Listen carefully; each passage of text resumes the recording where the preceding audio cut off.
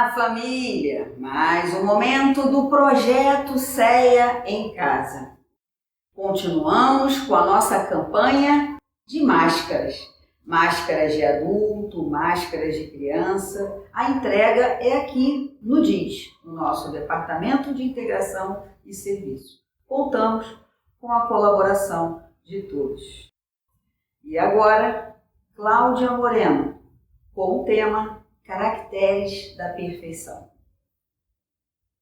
Olá, sejam todos muito bem-vindos a mais esse encontro do CEA em Casa. É uma alegria e gratidão a oportunidade de mais esse trabalho aqui no CEA. E hoje nós vamos falar sobre um tema que compõe o capítulo 17 do Evangelho segundo o Espiritismo, que é o capítulo C de Perfeitos. Esse tema, ele inicia o capítulo e ele traz dois itens muito curtos, mas o suficiente para que a gente tenha um aprofundamento do que significa a perfeição, o que significa inimigo, o que significa irmão. Então nós vamos nos debruçar sobre o item 1, é o primeiro item, de caracteres da perfeição. E esse item, ele é um trecho do Evangelho de Mateus, quando ele nos convida a pensar sobre o que é essencial para essa perfeição. E a gente também vai entender que tipo de perfeição é essa que Jesus está falando e que Kardec traz para a gente. Para que a gente possa começar, eu vou ler esse primeiro item. E é importante dizer que esse mesmo trecho de Mateus também se encontra no capítulo 12, que é o capítulo Amai os vossos inimigos. E nesse capítulo 12, há um detalhamento muito maior sobre esse item. Também convido vocês a olharem esse capítulo no Evangelho segundo o Espiritismo. Então a leitura é muito breve e vamos prestar atenção porque ela compõe todo o nosso encontro, tá bom? E é assim: caracteres da perfeição. Amai os vossos inimigos, fazei o bem aos que vos odeiam e orai pelos que vos perseguem e caluniam. Porque se somente amar os que vos amam, que recompensa tereis disso? Não fazem assim também os publicanos? Se unicamente saudardes os vossos irmãos, que fazei com isso mais do que os outros? Não fazem também os pagãos? Sede, pois, vós outros perfeitos, como perfeito é o vosso Pai Celestial. Está em Mateus capítulo 5, versículos 44, 46 a 48. Aqui nós temos um grande desafio. É um desafio proposto por Jesus para o nosso aprimoramento, para o nosso desenvolvimento relacional. O grande convite aqui é para que a gente se abra às relações, às muitas relações que nós temos com os diferentes de nós. Então, só nesse trecho aqui, a gente tem palavras muito importantes como inimigos, pagãos, publicanos. A própria palavra perfeito nos chama a atenção. E eu vou começar aqui falando sobre essa perfeição. É uma perfeição relativa a que nós humanos estamos a caminhar. Não é a perfeição divina, porque a essa cabe somente ao nosso Pai. Não vamos ser perfeitos como o nosso Pai. Nós temos sim como meta, como objetivo, como inspiração e propósito de vida, a perfeição relativa. Faz parte da lei de progresso que seja assim. Então nós estamos aqui, hoje, encarnados em um mundo de prova e expiação.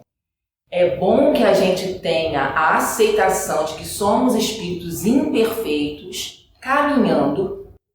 Então nós não somos perfeitos ainda, não seremos perfeitos ainda nessa encarnação, mas estamos a caminhar nesse processo. E nesse item ele traz para a gente como isso pode ser feito. Só que não é muito fácil a gente nutrir afeto pelos diferentes, né? Pelos inimigos. E aí vocês podem falar, mas Cláudia, eu não tenho inimizades, eu não tenho inimigos na minha vida, não tem ninguém que eu odeie, que eu queira mal.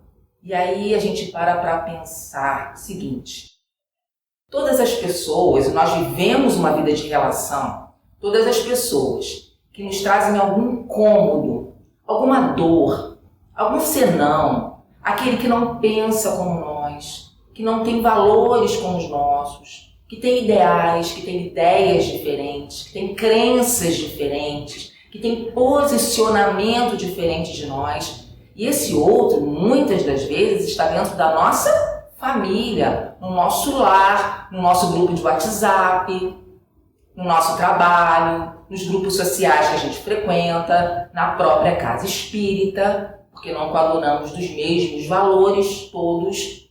Esse sim pode ser aquele inimigo, porque nos causa algum incômodo, alguma dor, alguma mágoa, alguma interpretação, algum julgamento, que fazemos muitos e naturalmente fazemos. Então esse também é um inimigo, nós formamos essas imagens de inimigo. Então lá na época de Jesus, ele coloca aqui nesse item os publicanos e os pagãos, que eram também os outros grupos, outras seitas. Remete muito ao sectarismo. Então se o meu grupo, aqueles que têm os mesmos interesses pessoais, não concordam com outro grupo que tem outros interesses pessoais, aí uma grande diferença baseada no conflito, no personalismo, que é tratado muito no item 2. Então, se eu estou certo, é porque tem alguém do outro lado que está errado. Essa é uma grande chaga que alimenta o orgulho e o egoísmo na humanidade. Pode ser um conflito em casa, no trabalho, entre amigos, e podem ser as grandes guerras que nós vemos ainda no mundo. Se a gente for desconstruir esses conflitos, a gente vai chegar às duas grandes chagas da humanidade. Uma, o orgulho, e a outra, o egoísmo. O que Jesus nos propõe é justamente um movimento contrário. Ele nos traz o aviso da lei de amor, que é justamente contrária a toda essa separação, essa diferenciação. Quando eu ganho, o outro também pode ganhar, mesmo que o outro seja diferente. Mesmo que o outro não coadune das mesmas ideias que eu. Porque, a princípio, eu posso nutrir por ele o respeito, por ele ser tão humano quanto eu, por ele também ser imperfeito quanto eu. Então, esse item aqui traz essa palavra perfeição, e estudando sobre a palavra perfeição, eu entendi que o sentido original dela tem a ver com cumprir um objetivo, um propósito. Né? Talvez vocês também tenham esse imaginário de que perfeito é aquilo que está acabado, pronto, que não tem mais para onde ir. Evoluiu, está perfeito.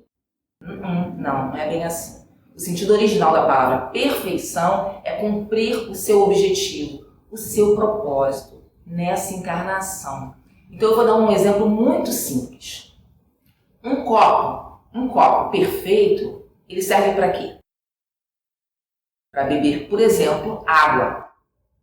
O mesmo copo perfeito com que a gente bebe água, a gente não pode cortar um pedaço de pão, porque o pão a gente corta com uma faca perfeita. Então observem, um exemplo muito simples, a gente vê que cada coisa tem o seu porquê de ser e o seu para quê de ser. Para que serve um copo? Para que serve uma faca? Para quem eu sirvo e para que eu sirvo na minha comunidade, na minha família, no meu relacionamento com meu esposo, com a minha mulher, com os meus filhos, com os meus amigos, na casa espírita, na rua, no supermercado, no banco. Como é a minha relação? Como eu penso sobre isso? Como eu sinto isso no meu dia a dia? Como eu me comporto, como eu ajo, como eu reajo? Então daí a gente consegue tirar o que significa essa perfeição. E o que eu tenho feito para seguir nesse caminho de lei de amor. Eu vou trazer agora do capítulo 12 o que não é amar os inimigos, porque a gente já entendeu que esse é um item essencial para que a gente trilhe esse caminho da perfeição relativa. Então eu vou trazer o que não é amar os inimigos e o que é amar os inimigos, de forma muito didática, para a gente entender. Então o que não é amar os inimigos? O que não é? Ter-lhes afeição que não está na nossa natureza, visto que o contato de um inimigo nos faz bater o coração muito diferente do que é o contato de um amigo. Mas é claro, pela lei de assimilação e repulsão dos fluidos, eu não consigo ter o mesmo carinho, proximidade por aquele que me causa algum transtorno do que com um amigo, com uma pessoa que me é cara, simpática, acolhedora, quando nós trocamos simpatia e empatia. É diferente. Agora, amar os inimigos é não guardar ódio, nem rancor, nem desejo de vingança.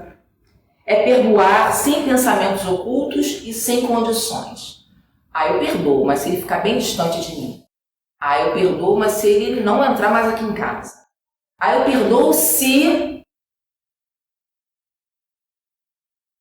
o mal que nos causem é não opor nenhum obstáculo à reconciliação com eles.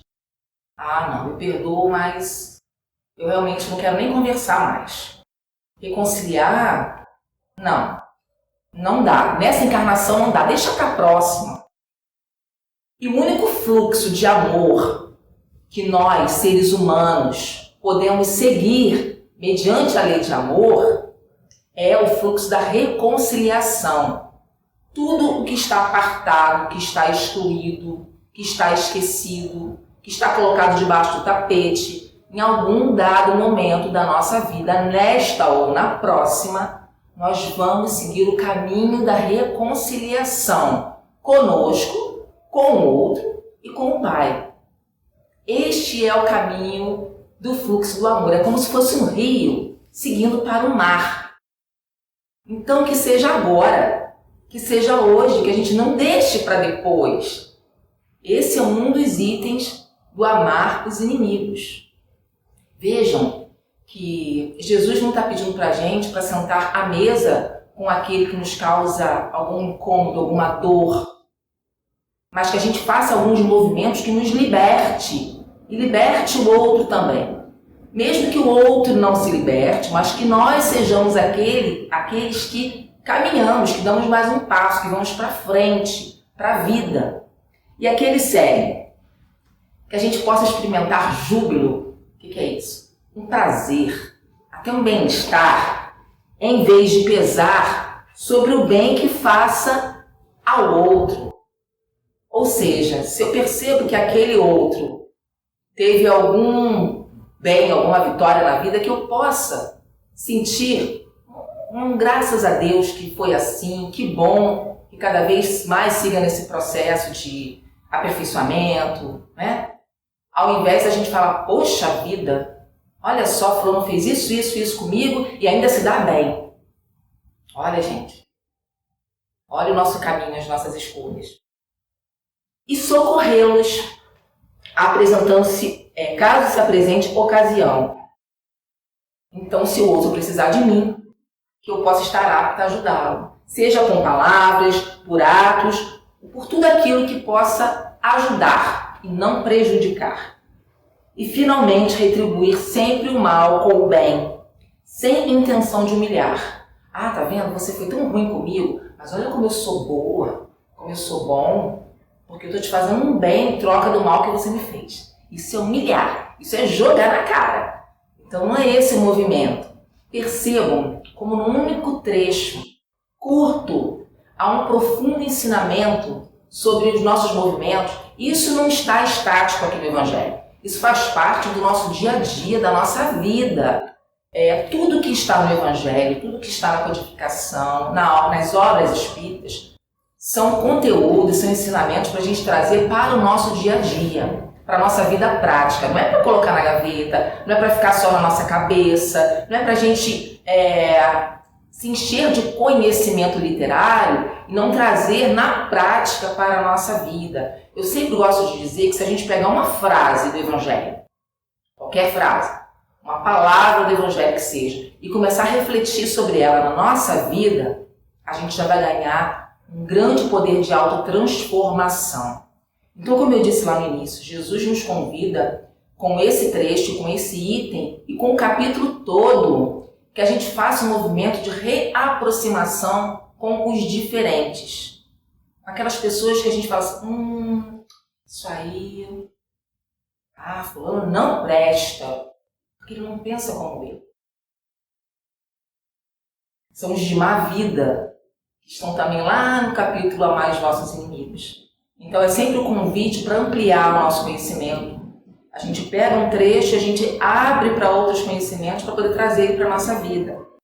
Aqui, no Amai os vossos inimigos, nos caracteres da perfeição, no item 2, só reforçando, que ele coloca assim. Se a criatura fosse dado ser tão perfeita quanto o Criador, tornar-se-ia igual a ele. Isso é inadmissível. Então que a gente possa trabalhar também a nossa humildade. Nós seremos sim perfeitos em um dado momento da nossa evolução, mas nunca igual ao Pai. Teremos essa perfeição relativa em nós. E essa perfeição, ela está totalmente vinculada aos processos de caridade. E tem uma frase muito interessante, muito importante aqui no item 2. Mostra ele desse modo que a essência da perfeição, a essência, ou seja, não é aquilo que falta nem aquilo que excede, é aquilo que é essencial para essa perfeição relativa que nós buscamos alcançar no nosso caminhar. É a caridade, na mais ampla acepção, porque implica a prática de todas as outras virtudes. E nesse capítulo 17 também tem um item cujo nome é virtudes. É importante que a gente também olhe sobre isso. Tudo aquilo que nos traz para a grande lei de amor, de justiça e caridade. Tudo aquilo que a gente faz no dia a dia, é importante que a gente observe se a gente está seguindo nesse caminho. É claro que muitas das nossas ações, pensamentos e sentimentos vão nos levar para caminhos que a gente já trilhou há muito tempo, em muitas reencarnações, que são caminhos ainda tortuosos, de sombra, de dor, de equívocos. Mas é bom que a gente tenha consciência disso. Não dá mais para a gente ser levado pela maré, deixar que a vida nos leve. É importante que nos momentos em que a gente sentir que a gente não está seguindo esse caminho proposto, que a gente pare e pense, por quê? O que eu estou sentindo em relação a isso? Por que eu estou ainda nesta posição, nesta postura? O que eu posso fazer minimamente de diferente? A começar sempre por mim, como eu me cuido, como eu me olho, como eu observo os meus sentimentos, as minhas necessidades, o que é muito importante para mim, para que eu possa fazer pequenos movimentos na vida, nas nossas relações, porque a gente não faz isso sozinho, a gente faz nas relações. E aí sim a gente consiga sentir na nossa realidade de espírito imperfeito, vivendo a vida que a gente vive nesta época, a gente conseguir perceber as nossas pequenas vitórias. E assim a gente toma um impulso para poder seguir em frente. Então, já finalizando o nosso estudo, fica o convite para que vocês mergulhem nesse capítulo. Tem muitos itens importantes, como a própria parábola do semeador. Tem instruções dos espíritos, falando diretamente para os espíritas. Tem um homem de bem, um homem no mundo, como cuidar do corpo e do espírito. Então, é um bálsamo de alto amor, de alto cuidado, para que quando a gente olhe para a gente e se veja quão humano nós somos e imperfeitos ainda, que aí sim a gente consiga olhar no outro, que ele também o é. Então a gente faz exercício primeiro com a gente, depois com os nossos amores e depois com esses que são os nossos desafetos que nós temos no nosso dia a dia. Ainda, mas com a lei de amor, todos nós estaremos nesse movimento que Jesus nos propõe, que é o movimento da fraternidade e da solidariedade universal. E é assim que eu finalizo esse trabalho, deixando esse convite para um mergulho mais profundo no estudo e trazendo ele para a nossa prática diária. Que todos fiquem bem e até a próxima!